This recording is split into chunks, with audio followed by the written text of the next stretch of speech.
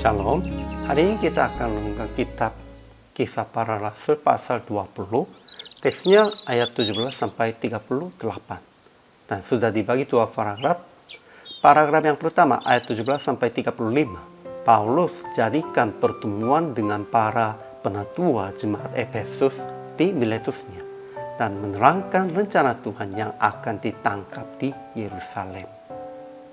Paragraf yang kedua ayat 36 sampai 38. Mereka berdua bersama-sama tetapi sangat berduka cita karena Paulus katakan bahwa mereka tidak akan melihat mukanya lagi. Kesimpulan hari ini, sebelum menuju ke Yerusalem, Paulus menyuruh seorang ke Efesusnya supaya para penatua jemaat Efesus datang ke Miletusnya. Pertama, Paulus meminta kepada mereka akan mengingat rendah hati dan air matanya dan memesan akan sabar sambil mengingat pelayanan Paulus sekalipun banyak yang melawan dan penderitaannya. Paulus memberitakan bahwa dia tidak menghiraukan nyawanya sedikitpun untuk memberi kesaksian tentang Injil. Lalu Paulus meminta untuk jaga diri mereka dan seluruh kawanannya. Menurut Paulus, jika mereka berdiri di atas firman, kesusahan apapun dapat mereka mengatasinya. Akhirnya, mereka berlutut dengan mereka lalu berdua. Para penatua Efesus melepaskan Paulus dengan sedih hatinya. Walaupun secara jasmani mereka berpisah, tetapi dalam hatinya mereka bersama dengan dua. Ajaran tentang Allahnya. Pertama, Tuhan telah mengetahui rencananya kepada Paulus melalui law akan dia ditangkap, dipenjarai, dan disengsarakannya.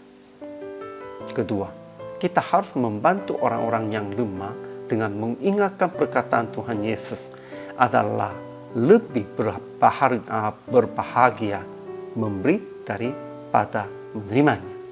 Itulah perkataan Yesus. Ajaran tentang manusianya. Pertama, Paulus mengundang para penatua jemaat Efesus ke Miletusnya untuk menguatkan hati mereka dan memberitakan rencana Tuhan. Sekalipun dia juga sudah tahu ditangkap dan akan mengalaminya kesengsaraan, dia lebih fokuskan tentang menguatkannya jemaat itu. Kedua, Paulus mengingatkan pelayanan dia yang dengan mencucurkan air mata dan banyak pencobaannya dan menerangkan akan dipenjarai dan disengsarakan di Yerusalem dan memohon akan ingat ajarannya yang menolong orang-orang lemah. Ketiga, mereka berdua bersama-sama, tetapi para penatua Efesus sangat berduka cita karena Paulus katakan bahwa mereka tidak akan melihat mukanya lagi. Memang pada waktu itu pasti mereka rasa sedih. Namun, sekalipun sedih, harus saling menguatkan. Aplikasi hari ini. Pertama, memberitakan rencana Tuhan sekalipun tidak baik dan melihatkan teladan yang taat kepadanya. Ya, rencana Tuhan semuanya langsung sekarang baik bagi kita, bukannya. Kadang-kadang kelihatannya tidak baik, namun akhirnya akan menjadi baik bagi semua orang. Sehingga kita harus melihatkan kepada orang-orangnya teladan kita yang taat. Kedua, siap akan taat dalam rencana Tuhan. Dipenjarai pun, disengsara pun dalam rencananya. Ketiga, berdua bersama-sama dengan sesama iman supaya mengatasi pencobaan, bukan untuk menghindari itu. Pentingnya ini, kita harus mengatasinya pencobaannya.